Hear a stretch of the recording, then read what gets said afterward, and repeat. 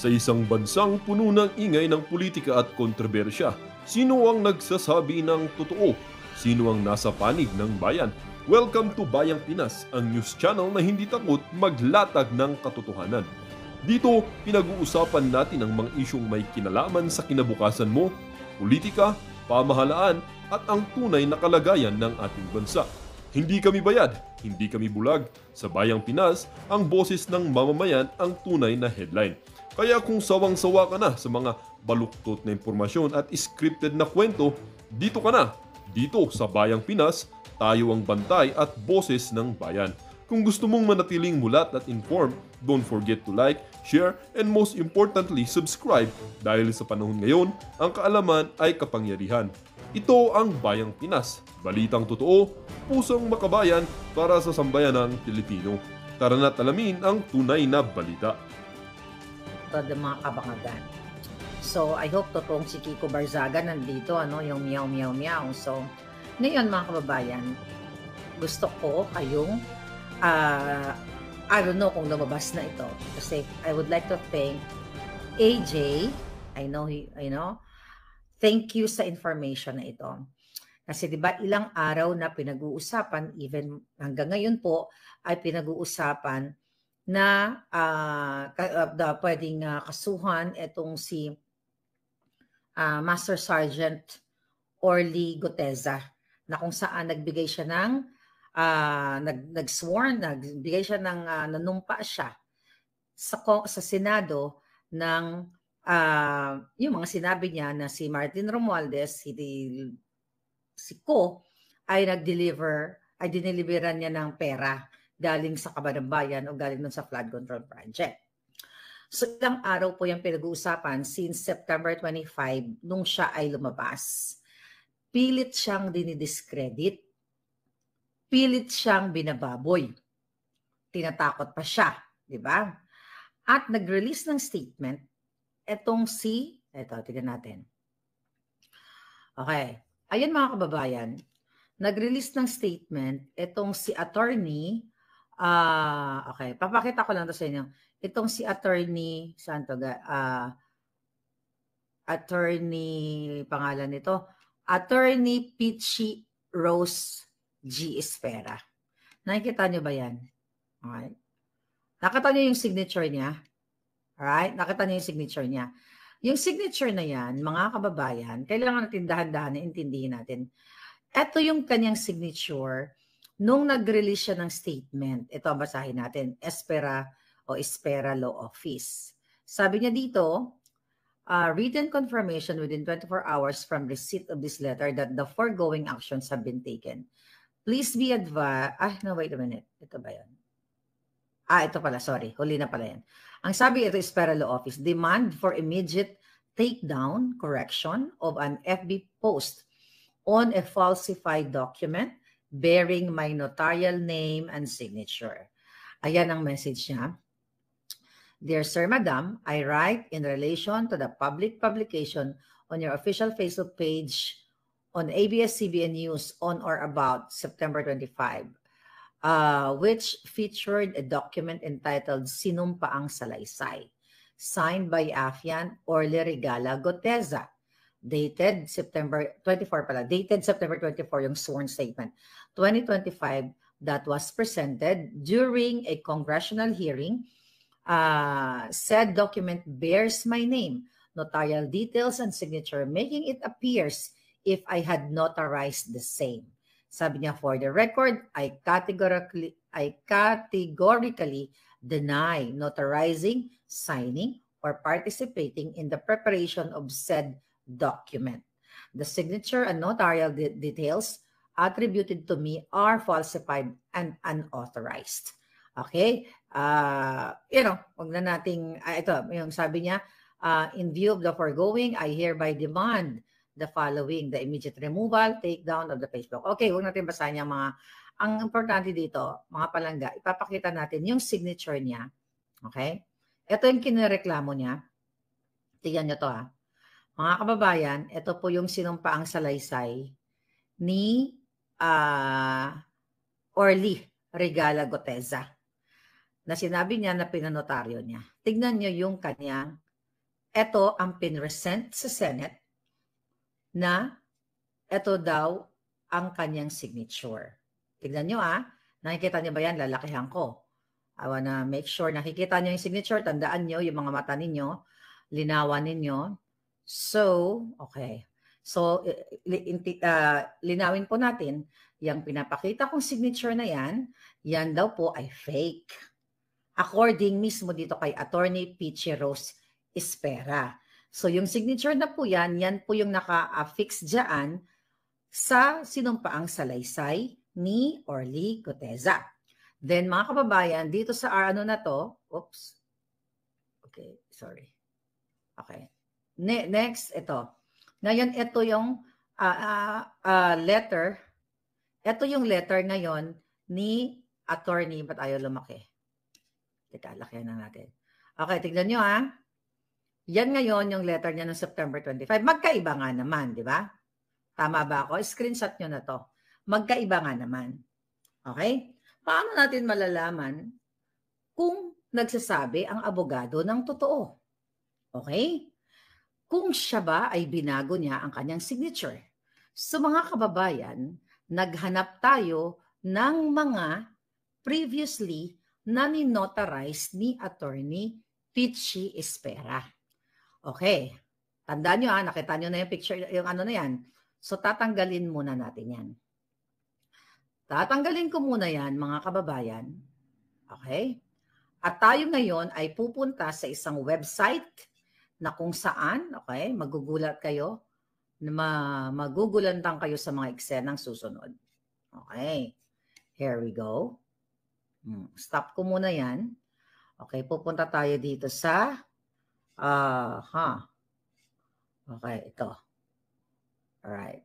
Pupunta tayo sa Tourism, Infrastructure, and Enterprise. Okay, ano to? Pupunta tayo dito sa Tourism, Infrastructure, and Enterprise Zone Authority. Sino ang familiar dyan sa inyo? At hahanapin natin yung signature ni lawyer kung saan nagnotaryo din siya. Okay, ito na. Okay, hold your breath, darling. Okay, nakikita nyo ba yan? Okay, nakikita nyo yung website na yan. So dito mga kababayan, sa Darioc Hills Eco-Tourism Center Development and Project, nag-sign ng Memorandum of Agreement etong abogado na sinasabi niya na finorge or no, not finorge, or hindi daw yun yung perma niya. Silipin natin ang contract. Okay? Contract agreement dated April 28. Okay? Hindi ko na i-discuss yung konteksto nitong contract agreement kasi hindi po yan ang ating topic. Okay? Ang topic natin na nag-sign itong si lawyer. Okay, dadan. Okay, here we go. Okay?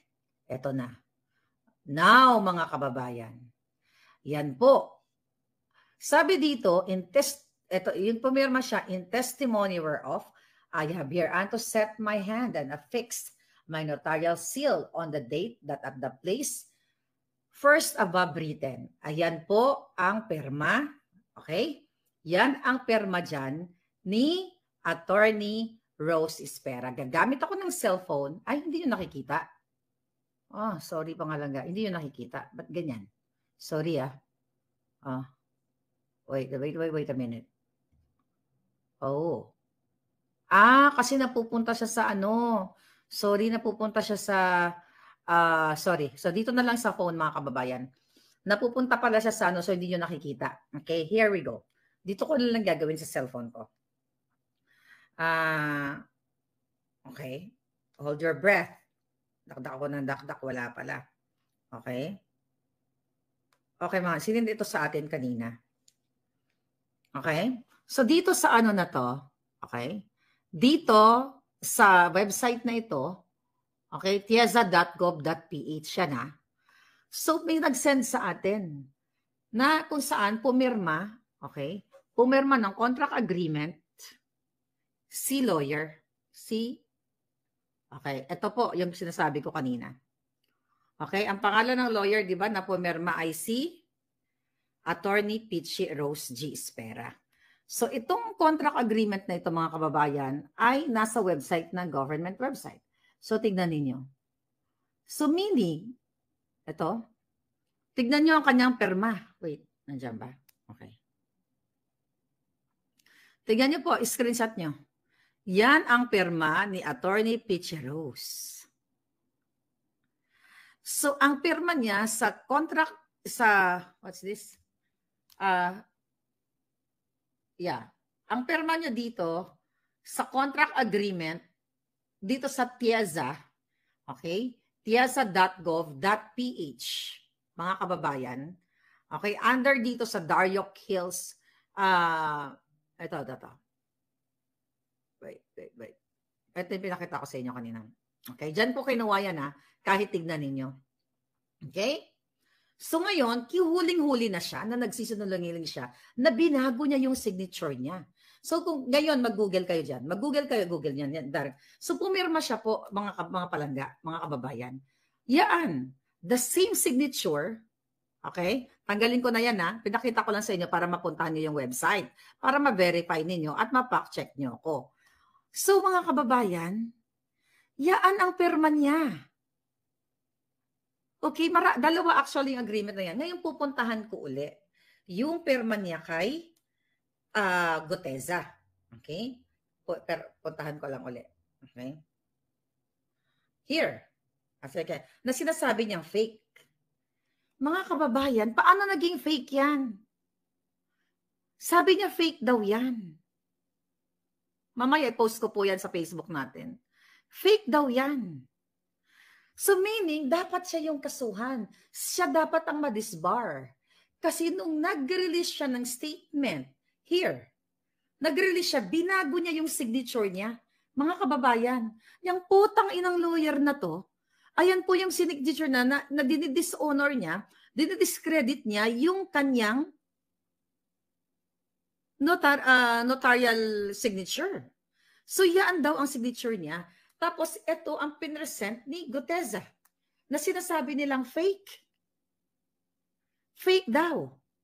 Pero dito sa website ng government website, ito nga, puntahan nyo, i-check nyo. Huling-huli ang putang ina na binago niya yung kanyang signature. Alam nga naman, magkaibang tao ito. Okay, tignan nga natin.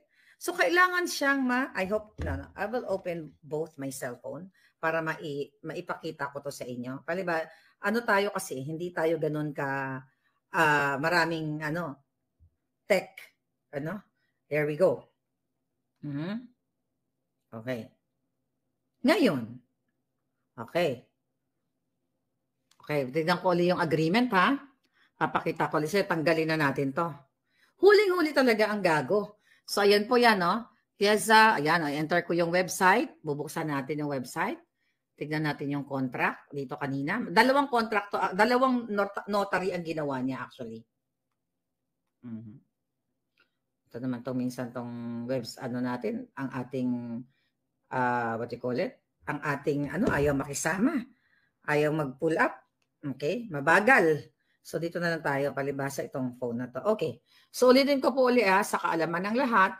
Ito pong kanyang signature, ayan Attorney Peachy Rose. Tignan natin kung magkapareho para ma-verify natin kung isang tao ito. So, ang kanyang notarial commission number is number 2024-166. Tama ba to? Ito ba yung number? Dahil lang. Number 2024. Tignan mo yung number. Number 2024-166. Okay? Tignan ko. Yan. Again, yan po yung perma niya sa TIEZA na nag-notary din siya. Then titignan natin yung kanyang notarial number, kung tama. Okay, tignan natin. 166 ba? Kaso lang burado Okay? Burado kasi yun dito. I hope. Pero isang tao lang to. Ayan yung kay Guteza. Mga kababayan, huli na naman. May nahuli na naman tayong sindikato ngayong araw na ito. Yes, abangan nyo po sa ating Facebook. I-screenshot natin ito. So, naintindihan nyo na nung ang sworn statement ni Guteza ay real. Kasi doon sa mga previews na ninotarize nitong si Peachy, ano na to, itong lawyer na ito, mga kababayan, si Espera, okay? Yung mga nakaraan niyang ninotaryo ay match dito sa sworn statement ng Gutesa. Now, dahil I don't know anong pumasok sa utak niya, sino ang nag-utos sa kanya, whatever. Kaya isasend natin kay Senator Marcoleta. Ngayon, binago niya yung signature niya. You cannot do that. Siya dapat ang manisbar. Siya dapat ang what? Siya dapat ang makulong. Kasi may parusa yan. Maliban sa disbar, perjury, I don't know kung ano pang pwedeng ikaso dyan, mga kababayan. So ngayon, inaano nila, binabaliktad nila na itong si Colonel, si Master Sergeant. Teka. Wait. Si Master Sergeant Orly Gutesa pa ngayon ang nagsisinungaling at nag-forge o pumeke nitong dokumento na ito. So bingo na naman sila, huling-huli na naman ang Jutang Gina. So nananawagan ako sa ating mga palangga sa mainstream media, i-headline nyo na ito. Dahil ipopost natin after my vlog dyan sa ating Facebook page. Diba? So nakita nyo kung gaano ka walang hiya. Kung hindi tayo talaga gumawa ng our own research, kung walang mga taong nagmamalasakit sa atin, thank you, AJ. Alam mo, natutuwa ako eh. Kaya alam niyo ako, sumasagot ako ng mga random calls sa Facebook page ko. Sabi ganun sa akin, Miss Maharlika, pakicheck nyo nga po ito. Okay? Kasi nakita niya, nagsisearch lang daw siya, bigla siyang napunta doon. So that's talagang inadya ng langit para malaman natin na itong abogadong ito, siya ang dapat kasuhan, siya ang nagbago ng signature niya. Binago niya dun sa kanyang statement, ay sa kanyang panawagan na kung saan nagsisinungaling daw si Gutesa. Pero kitang-kitang ebidensya, andyan, sinend ko sa inyo yung website, simulan nyo na rin mag-post kayo, mga palangga. Disbarment talagang siya dapat ang makulong, mga kababayan, dahil siya ang sinungaling. Sila gusto nilang i-taint ang reputation o ang dignidad ni Master Sergeant Gutesa, pero siya pala ay sinungaling. Ang tanong, Espera, sino ang nag-utos sa'yo? Si Tambaluslos? Dahil idiniin dyan si Tambaluslos, si Martin Romualdez, na humakot si Gutesa ng bilyon. More than a billion pa, dahil isang pagkakataon lang yung bilyon na pera ng bayan at inalay kay Romualdez, kay Zaldico at inalay sa Malacanang. Kaya mga kababayan, talagang dapat ninyong kalusin o talagang patalsikin na ang bangag na administration dahil itong kanilang mga investigation, independent chuba-chuchu na yan, mga kababayan, yan ay mga palabas lamang.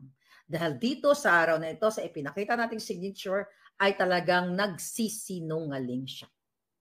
Okay? Sobra talaga ang eksena. So I hope i-share nyo yan, i-share nyo itong vlog na ito, then i-screenshot nyo or pumunta kayo dyan sa website, pero mamaya i-share natin sa ating Buljakan. So mag-move forward tayo sa ating mga susunod na topic dahil syempre ang pinag-uusapan pa rin natin ang mga salot sa bayan katulad ni Trillanes na nag-picture-picture doon sa The Hague at itinanggi niya na hindi daw niya dinalaw si PRRD sa kulungan o sa ICC. So yan ang sinabi dito sa balita dahil di ba napatanong si Kong Pulong Duterte na Trillanes, sabi niya, pumunta ka ba dyan para mag-welfare check? Di ba?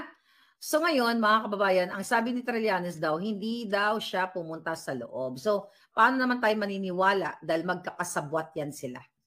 Magkakasabwat ang ICC, ang bangag na administration at syempre ang ang lahat pati NPA.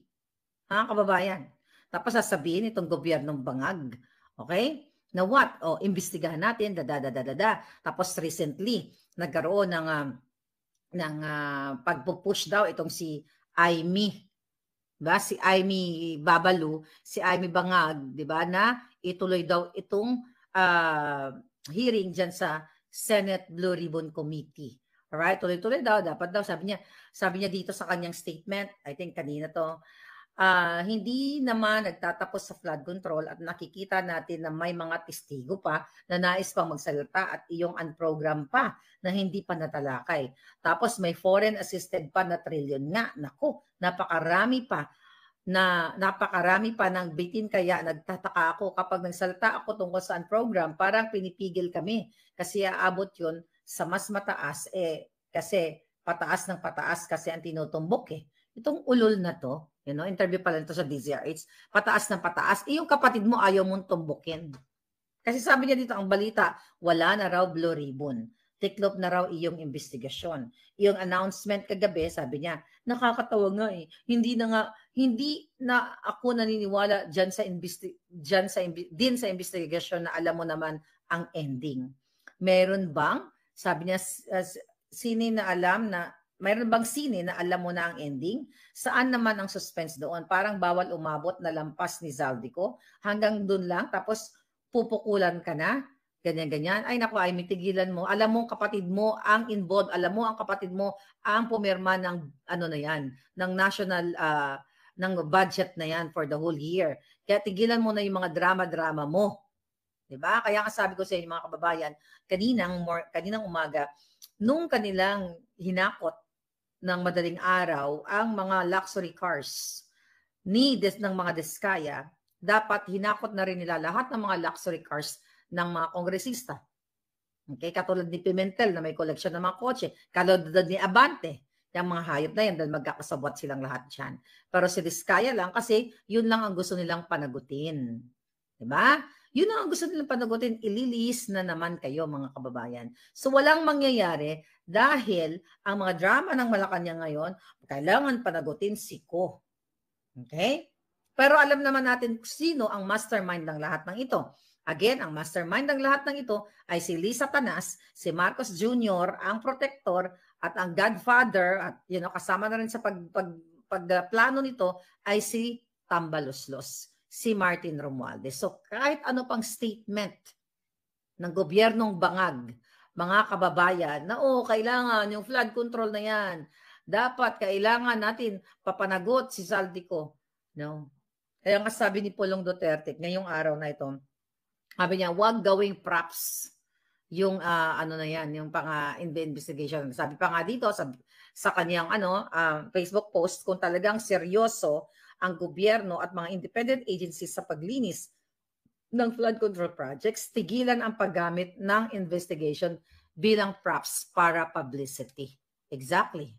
Talagang props lang talaga ang ginagawa nila, kunwarian lang, pero hindi pa nanagutin, okay? Si Marcos Jr., di ba? Si Lisa Tanas at si Martin Romualdez. Kasi diniscredit na nga nila si Goteza na kesyo fake daw ang signature. And now, pinakita ko sa inyo na hindi fake ang signature. Forward natin ngayon kay Kong Marcoleta, mga palangga. Alright?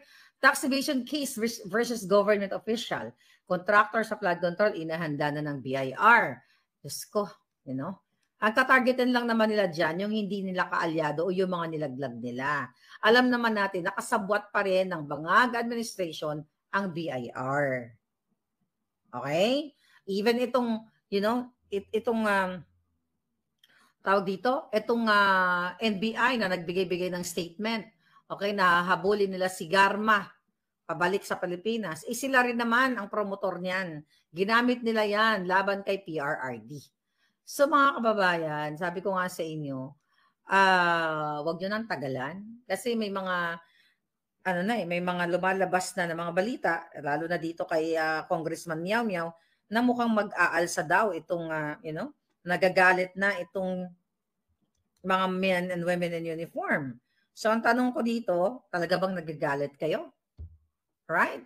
Kasi lahat ng mga nag-iimbestiga, merong kaugnayan sa mga contractors katulad ng ni Ping Lacson na dinideny niya ngayon. Itong wala naman daw silang parang wala daw contribution ng mga Diskaya sa kanya based dun sa picture na ipinakita na pinost actually ni Congressman Kiko Barzaga na kung saan kamit ito talagang nag-meet up 22 hours ago na nag-meet up itong si Lacson at ang mga Diskaya. Tapos kung todo denied siya ngayon, bakit sila nag-meet up? Hi, Yumi. How are you? Elisef, how are you? Ang ating mga team Alindog. Bakit sila nag-meet up? So nakikita niyo, wala na po kasi talagang saysay ang ano niyo diyan, yung sitwasyon ninyo kung kayo ay magpatumpik-tumpik pa. Alright? Sinabi ni Lacson na wala daw yung kanyang